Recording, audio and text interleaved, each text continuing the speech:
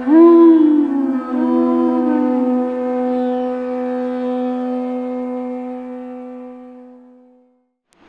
Namo Bhagavate Vasudevaya. Om Namo Bhagavate Vasudevaya. Om Namo Bhagavate Vasudevaya.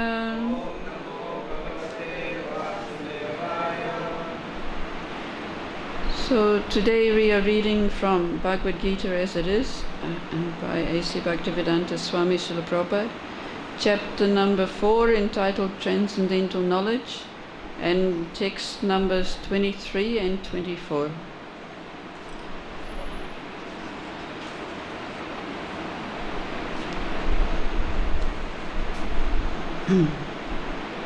Gata Sangasya Muktasya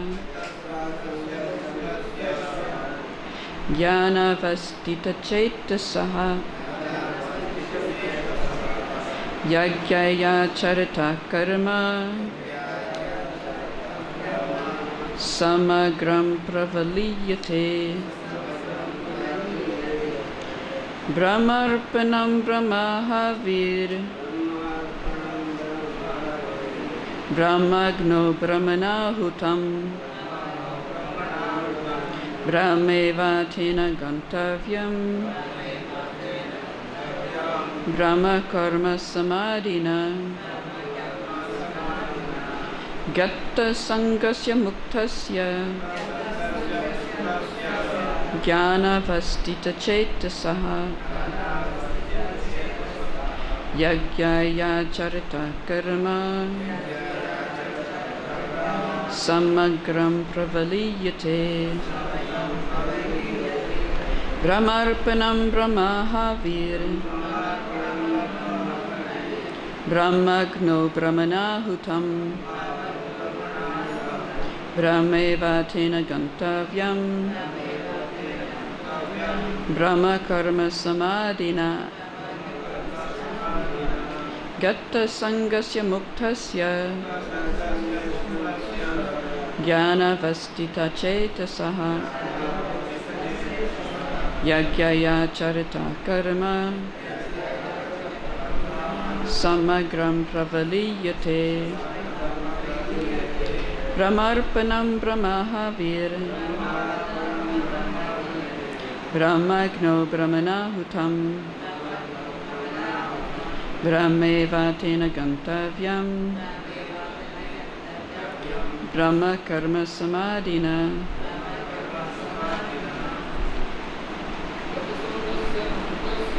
Gata Sangasya Muktasya Jnana Vastita Chetasaha Yagyaya Charita Karma Samagram Pravaliyate Brahmarpanam Brahmahavir Brahmagno Brahmanahutam Brahmeva Tena Gantavyam Brahma Karma Samadhina Gata Sangasya Muktasya Jnana Vastita Chetasaha Yagyaya Charita Karma Samagram Pravaliyate Brahmarpanam Brahmahavir Brahmagno Brahmanahutam Brahmeva Tena Gantavyam Brahma Karma Samadhina Sangasya Muktasya Jnana Vyaktita Chetasaha Yagyaya Charana Karma Samagram Pravaliyate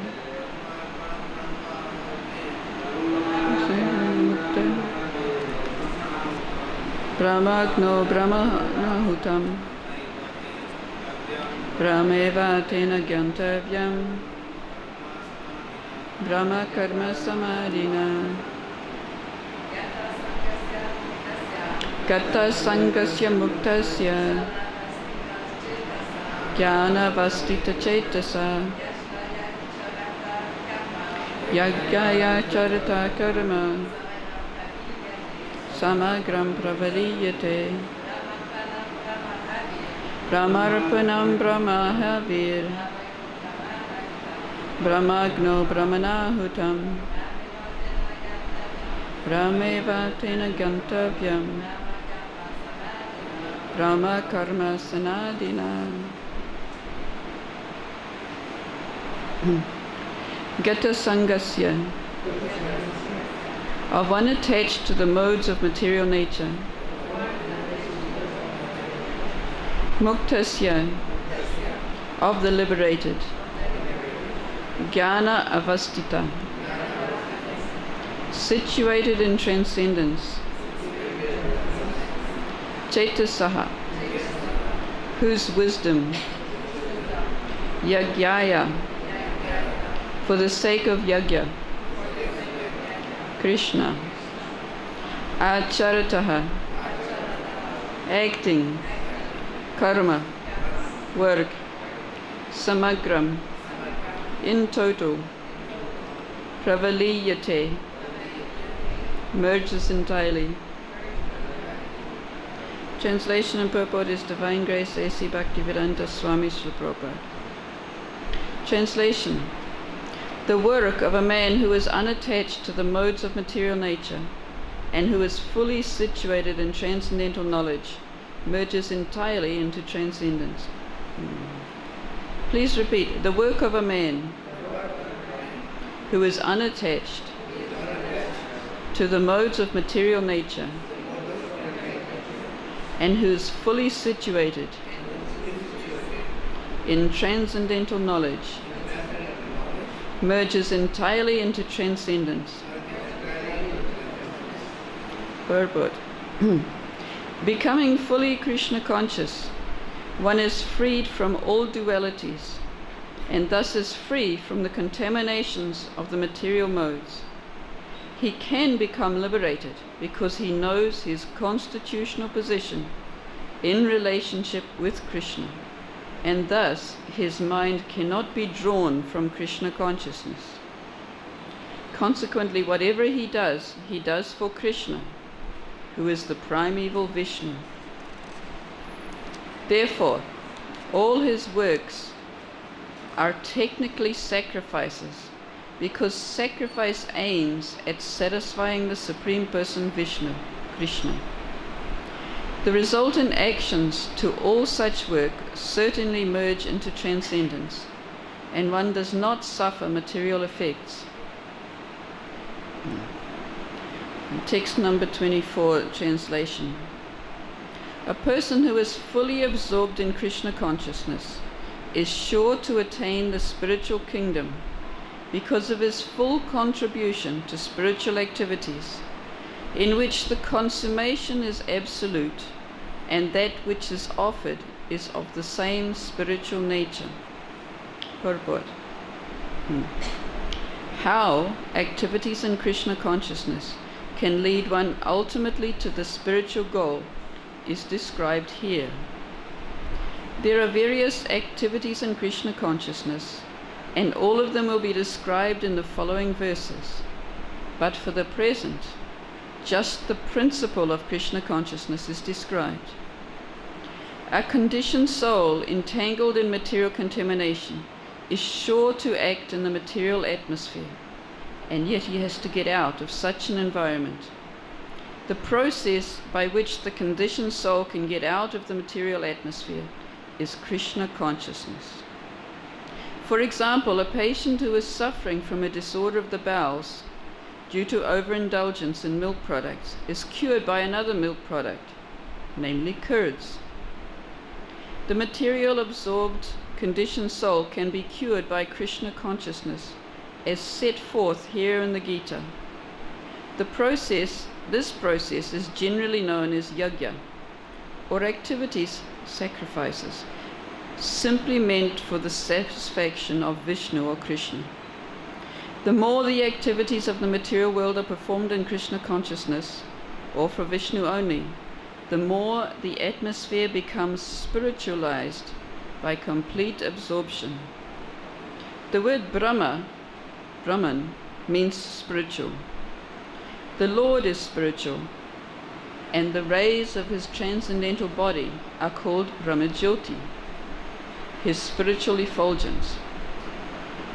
Everything that exists is situated in that Brahmajyoti, but when the Jyoti is covered by illusion, Maya, or sense gratification, it is called material.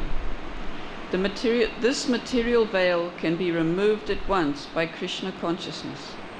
Thus the offering for the sake of Krishna consciousness, the consuming agent of such an offering or contribution, the process of consumption, the contributor and the result are all combined together, Brahman, or the Absolute Truth.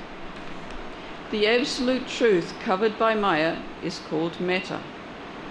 Matter dovetailed for the cause of the Absolute Truth regains its spiritual quality. Krishna consciousness is the process of converting the illusory consciousness into Brahman, or the Supreme. When the mind is fully absorbed in Krishna consciousness, it is said to be in samadhi, or trance.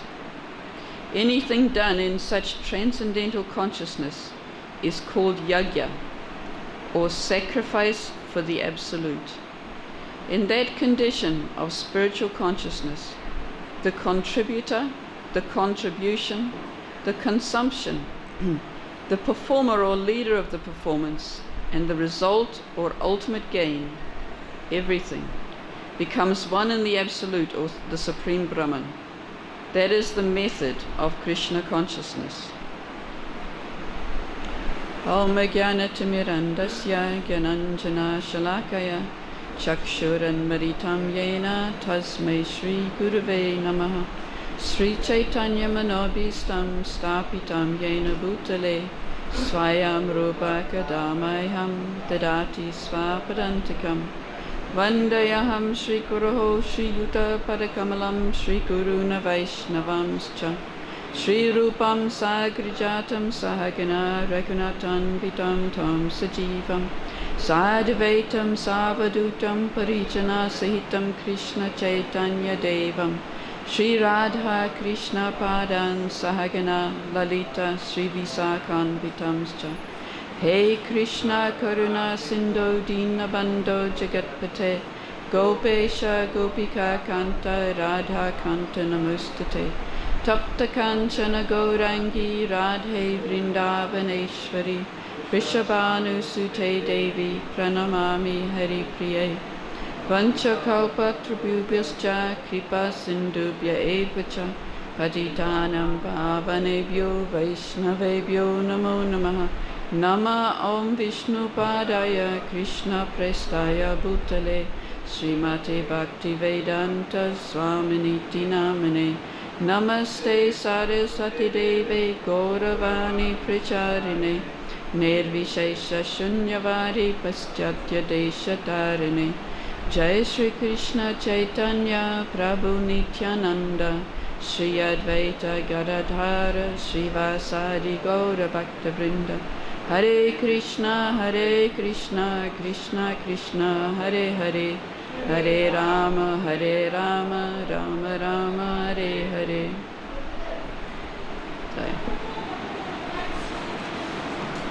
Gata Sangasya Muktasya Jnana Vastita Chaitasaha Yagyaya Charita Karma Samagram Pravavaliyate Brahmarpanam Brahmahavir Brahmagno Brahmanahutam Brahmaevatina Gantavyam Brahma Karma Samadhina. The work of a man who is unattached to the modes of material nature and who is fully situated in transcendental knowledge merges entirely into transcendence. A person who is fully absorbed in Krishna consciousness is sure to attain the spiritual kingdom because of his full contribution to spiritual activities, in which the consummation is absolute and that which is offered is of the same spiritual nature.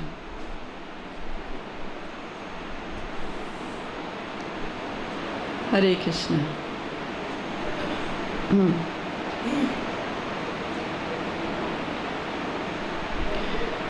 So today's verses are concluding this subsection of the fourth chapter, which is about akarma, which is about how a person in Krishna consciousness, although acting, accumulates no karma, no bondage because of his actions.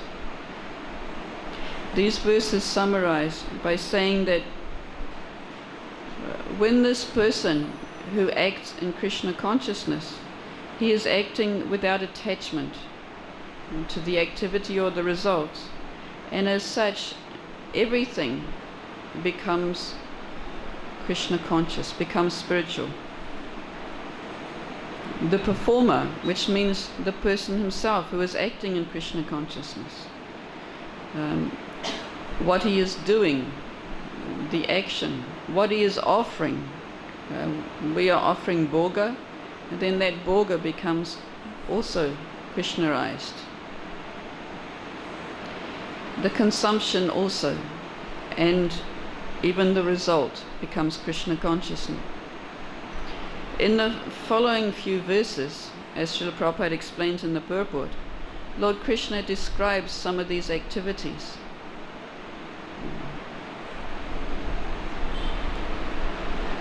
Abhay Prabhu yesterday gave a very nice summary of the whole chapter, where he describes how the important thing of what's described in these next verses, is that they are aimed at transcendental knowledge.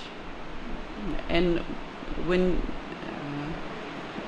thus they become activities with transcendental knowledge, they are superior to simply sacrificing material possessions or activities. And this will lead to transcendental knowledge. And then after that we come to how to get that transcendental knowledge, by taking shelter of the spiritual master, by serving him, by inquiring from him, and thus we can attain to transcendental knowledge. But here Srila Prabhupada is stressing in the purport the importance of this transcendental knowledge. This section of the Gita and the verses following, saying how this transcendental knowledge, if one acts in transcendental knowledge, it is much better than simply acting without transcendental knowledge. So in the purport to text 23, the second sentence, Prabhupada says, this person in Krishna consciousness can become liberated because he knows his constitutional position in relationship with Krishna, and thus his mind cannot be drawn from Krishna consciousness. So this is very significant. If we act without this consciousness of our relationship with Krishna, then our mind can be drawn away from activities. Prabhu was explaining yesterday how if we act without this transcendental knowledge, we may be acting simply for the fruit. We give up something. It's a sacrifice. We're giving something up. But without the goal of the knowledge of the goal of Krishna consciousness, we give it up for some material benefit. I give up a little so I can get more later. Or else we give it up because we're following others around us and giving things up. But if we don't understand the goal, this yajna will not prevail. We will not be able to maintain it.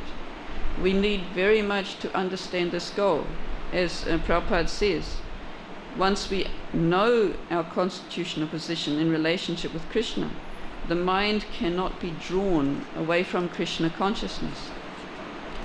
He says similarly in the following purport, in purport to 24,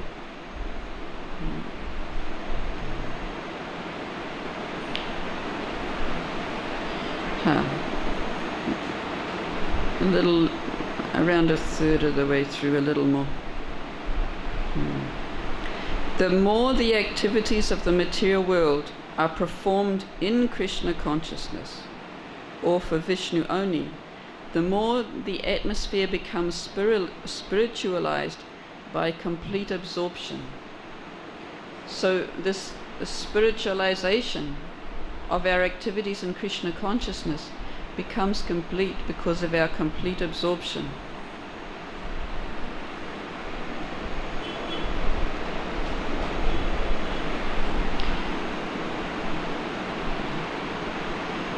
Bodhijan Prabhu, in his book Surrender Unto Me, has also spent quite a bit of time in his commentary on text number 3 in talking about the importance of this transcendental knowledge.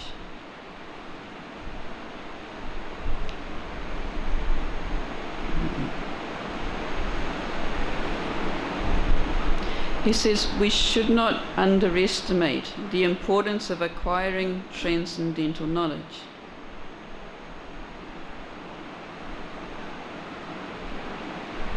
Knowledge about Krishna, knowledge about the Jivatma, the material world and the process of devotional service solidifies our devotional practice. This means solidifies our practices, means it makes us committed to them. It makes us fixed in our practices. And he's quoting from Chaitanya Charitamrita, Madhya Lila 19.155, about the devotional creeper, the Bhakti-Lata Bij, one of the concluding verses. Tahan vishthanitaharan Tahan vishtharitahanai pale prema pala ihan mali seche nicha shravanadi jala. The devotional creeper greatly expands in Goloka Vrindavan planet, and there it produces the fruit of love of Krishna. Although remaining in the material world, the gardener regularly sprinkles the creeper with water of hearing and chanting. So in the purport to this verse, Srila Prabhupada summarizes this process of development of this Bhakti-Lata Bij, this creeper of devotional service.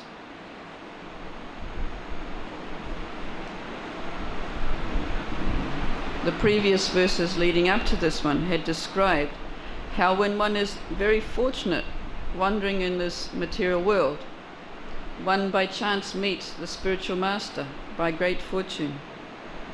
And then the spiritual master gives us this Bhakti-Lata Bij, the seed of devotional service. So the spiritual master engages us in devotional service. But the important thing is this watering of this creeper of devotional service continues right throughout. And this watering of the devotional creeper is the process of hearing and chanting. So by this constant engagement in devotional activities and by constant engagement in hearing and chanting, this seed of bhakti, this Bhakti-Lata, grows and develops into a plant that breaks through the material covering and goes all the way to Goloka Vrindavan.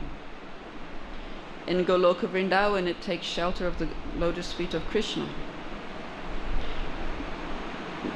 This is the final destination of the Bhakti-Lata Bij, the Bhakti-Lata, but it is not the conclusion of our devotional service.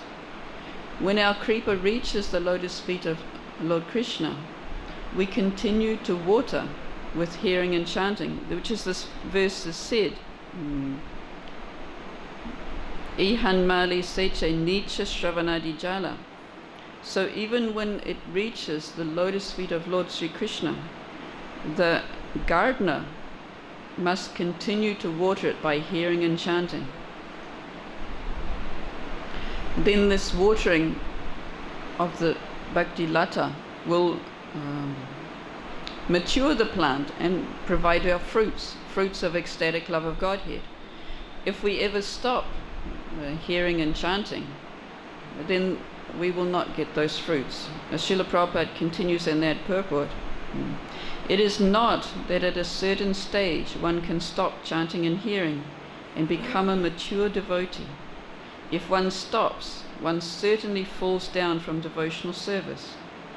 Although one may be very exalted in devotional service, he should not give up the watering process of Shravana Kirtana. If one gives up that process, it is due to an offense. So of course, one very good example of someone who was at a very elevated stage and gave up this process of watering, this process of hearing and chanting, is Bharat Maharaj. Bharat Maharaj. So he was very exalted, Raja Rishi. He was very exalted even while he was the king of the entire planet. At the proper time, he renounced and went to the forest and took up fixed devotional service. The Acharyas say it was because he didn't maintain the association of devotees. He forgot about his practices. In the forest, he happened to rescue a baby deer when its mother was scared to death by a tiger.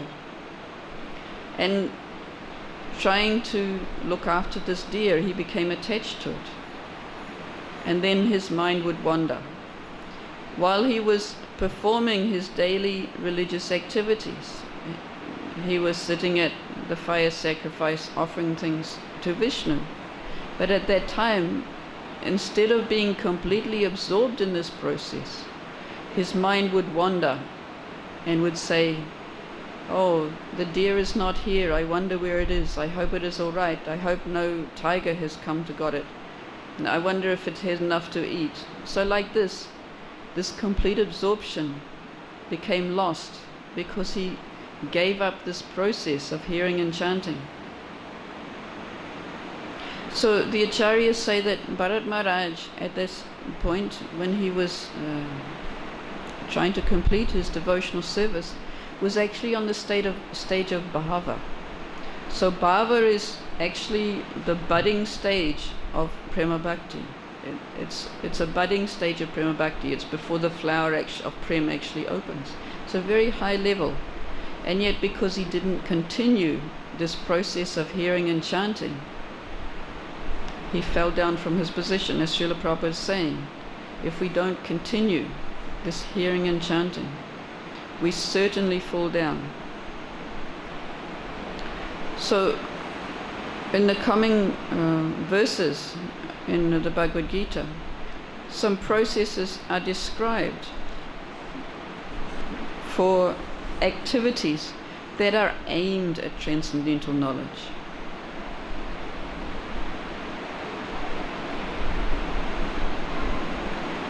These processes we sometimes engage in as devotees. And some of them we don't engage in because they are less than perfect processes, like worship of the demigods and being completely fixed. But the aim of all of them is to gain this transcendental knowledge.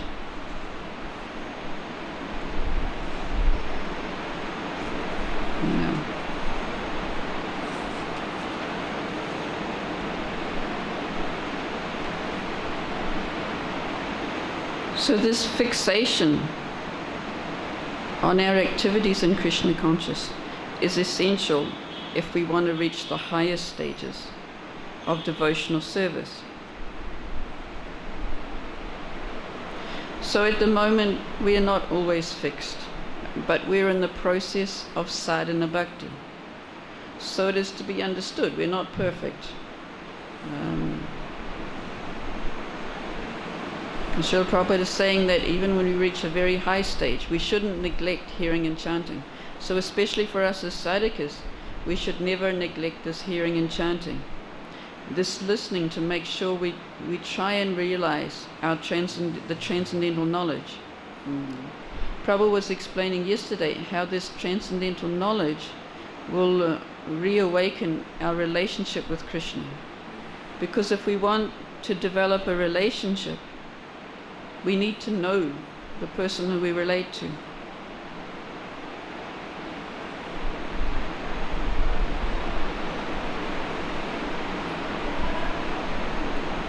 Now, how all our activities are described as yajna.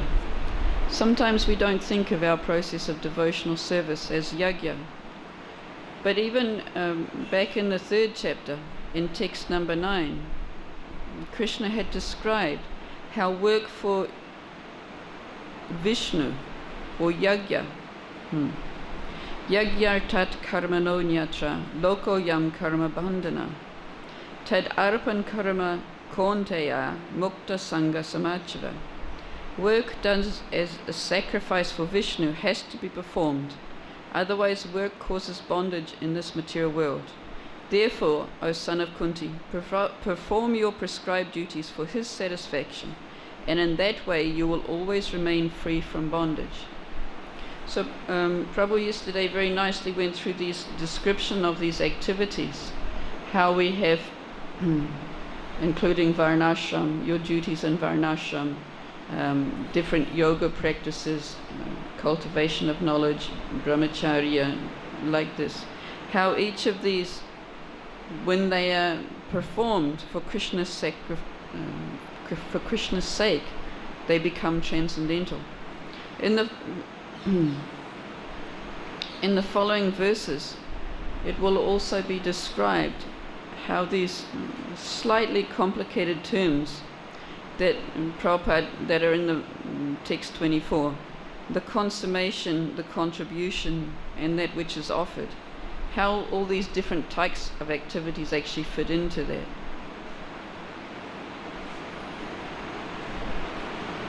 So this cultivation of this our relationship with Krishna is described also. It's so important.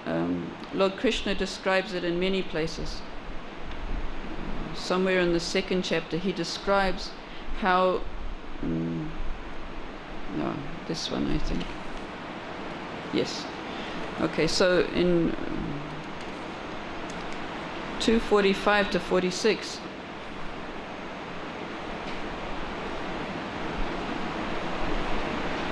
Krishna says, Trigunya Vishaya Veda, Nistrigunya Bhararjana, Nirdvandvo Nitya Sattvasto, Nir Yoga Kshema Atmavan.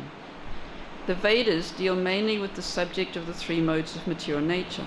O Arjuna, become transcendental to these modes. Be freed from all dualities and from all anxieties for gain and safety, and be established in the self. Yavan Ata Udapane Sarvata Samplutodake Tavan Sarveshu Vedeshu Brahmanasya Vijanataha. All the purposes served by a small well can at once be served by a great reservoir of water. Similarly, all the purposes of the Vedas can be served to one who knows the purpose behind them. So this is a very nice analogy that explains how the Vedas seem to be giving us all different types of instructions. In fact, the Vedas have instructions for every human being, no matter which mode of nature they're situated in.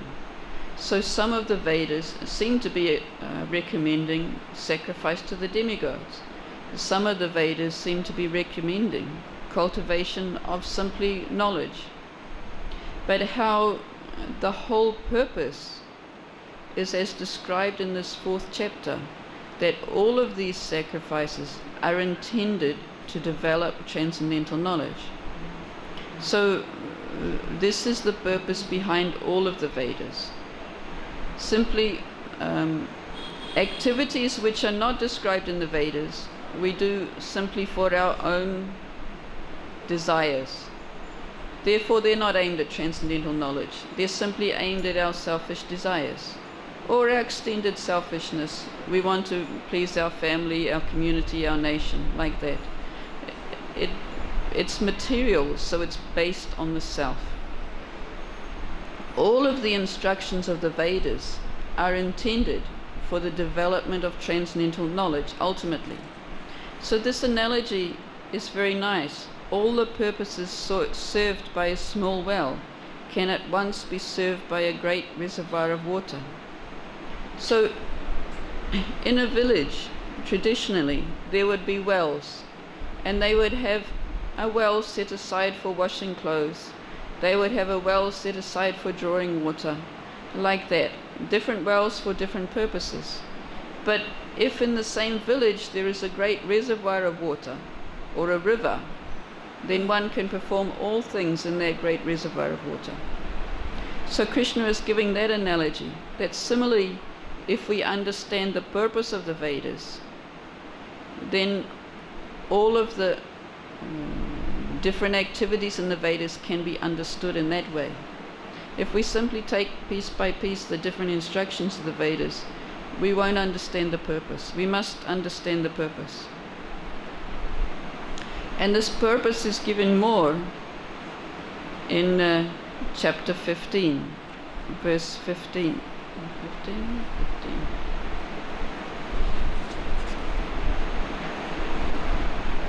Sarvasya tyaham hridhi sanivishtu mata smritir jnanam apohanam cha vedaischa savaraham eva vedyo vedanta krit vedavid eva chaham.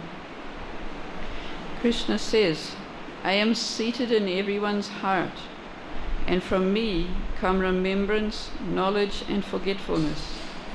By all the Vedas I am to be known. Indeed, I am the compiler of the Vedanta, and I am the knower of the Vedas. So significant here, Krishna is saying, Vedaischa sarve aham eva vedya. By all of the Vedas I am to be known. So this is this transcendental knowledge described. The transcendental knowledge is aimed at revealing to us Krishna, at revealing to us the nature of ourselves, and also the nature of our relationship with Krishna.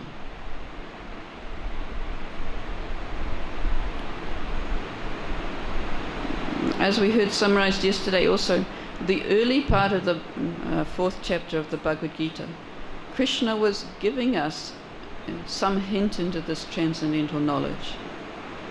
How he, as the Supreme Person, is not the same as us. Lord Krishna handed this knowledge in the beginning to Vivasvan, the sun god, who handed it to Manu, who handed it down to the saintly kings. And Arjuna questions, how is this possible? You and I are standing together. How is it possible you gave to the sun god millions of years ago?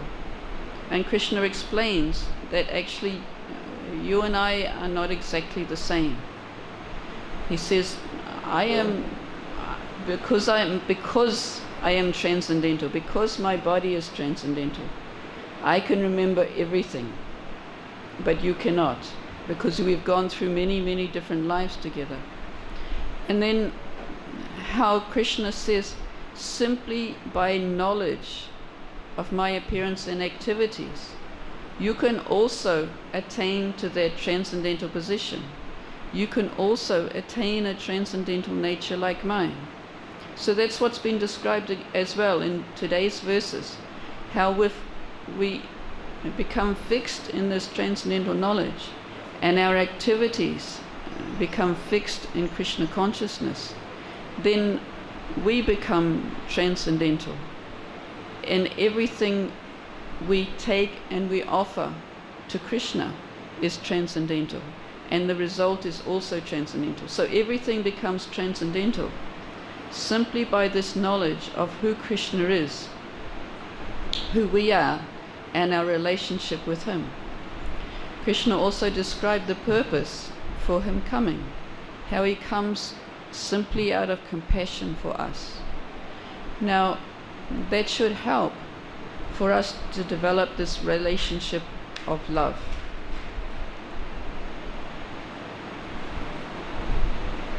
When we study what Srila Prabhupada has said about love, we understand that love is something that has to be developed also by sacrifice. This term of sacrifice is very important. If we say we love something, Prabhupada has said, I don't have the exact quote with me, but if we say we love somebody and then we simply want something in return, that is not love. That is love, the lust. That is simply we want to fulfill our desires. So we will be pleased with somebody as long as they fulfill our desires. This is on the level of the worship of the demigods. We will worship the demigods as long as they give us what we want. If they don't give us what we want, we'll go to another demigod or somewhere else. We'll find an important person in society. The politicians become almost on that level because politicians will promise something to get elected, and so we will support them. And then they don't give us what we promise, we'll find somebody else. We'll find a sports star or a movie star. Because we are not fixed in knowledge and relationship. We're not fixed in love. To actually develop this relationship with Krishna, we have to come to know him. We come to know him as the Supreme, understand our relationship with him. And even on a material level, if we want to express love, we must do it by service, by sacrifice. We cannot express love by just expecting something to be given to us. Prabhupada has explained that the closest thing to pure love in the material world is the love of the mother for the child, because the mother will do everything for the service of the child. The mother will clean up after her, will feed her, will attend every time the child will cry, the mother will attend it. The mother will go without sleep, the mother will go without food, the mother will sacrifice for the child. So similarly, the development of this relationship with Krishna begins when we offer this sacrifice. We offer our activities for his pleasure. Prabhupada, in one class that I was reading, he says, and do you think we are losers by this offering? Because in a material platform, if we do something for someone else's pleasure, we think we're the loser. We think we're losing something. But Prabhupada says, no, we're not the losers. He gives the example that at one time, I think he was traveling, and one Christian priest came up to him and said, I can see all your followers are so bright-faced. Can you tell me how it is that your followers are all so bright-faced? And Prabhupada explained to him that by sacrifice, we give up things that are not good for us. We follow the regulative principles. These are principles of freedom. These are principles of purification. And they purify our lives. They keep us away from things that are binding and that keep us in miseries. Prabhupada was also explaining yesterday how miseries come because of this duality. If we look for happiness, then there will always be some unhappiness, because there will be some times when the happiness is not there, so then we will be unhappy. So this duality of the material world is what brings unhappiness. And if we are situated in this consciousness, there will always be dualities, happiness and unhappiness. So today's verses were explaining how the person in Krishna consciousness is free from dualities. Verse number 23 was explaining how the person in Krishna consciousness is unattached to the modes of material nature, and thus he is not in duality. He's not worried about pleasure or displeasure. So when one acts for one's own happiness, he will always get some miseries. It's inevitable. But when we act for Krishna, for the pleasure of Krishna, we become purified. Simply in a material form, we become purified. As this priest was noticing, all the people in Krishna consciousness are bright-faced. I think I heard Mother Parvati say in a class one day that she's never seen a devotee who is not beautiful, because that beauty comes out because of our desire to cultivate this Krishna consciousness, to cultivate this purpose of doing everything for Krishna. So we're not the losers. We may think we're giving up something, but actually what we're gaining is far, far more. Dhruva Maharaj is quoted in one of the Puranas that when he was looking for a kingdom greater than his great-grandfather Lord Brahma, he says, what I was looking for was actually a broken piece of glass, but what I've gained is a diamond. So what we gain in Krishna consciousness is far, far more than simply temporary material benefits that we sacrifice for the benefit of Krishna. We do all our activities and try not to be attached to the result. This is not so easy, but this is why we need to remain watering our creeper of devotional service by this process of hearing and chanting, because it's very important. Otherwise we'll not remain fixed in the process of Krishna consciousness. We'll either be attracted by something else that promises something else, or we'll simply lose our interest and fall back into temporary activities. We must continue to cultivate this transcendental knowledge. As Gargamuni Prabhu will continue to explain to us very shortly, he wants to help us by giving us more and more of hearing and chanting, so that we can learn more and more, we can fix our minds more and more in Krishna consciousness. And thus, as Prabhupada explained in today's purport, this complete absorption will take us into the spiritual atmosphere. We will never be the loser, and we will never, as Prabhupada said in that first verse, 23, he said very nicely,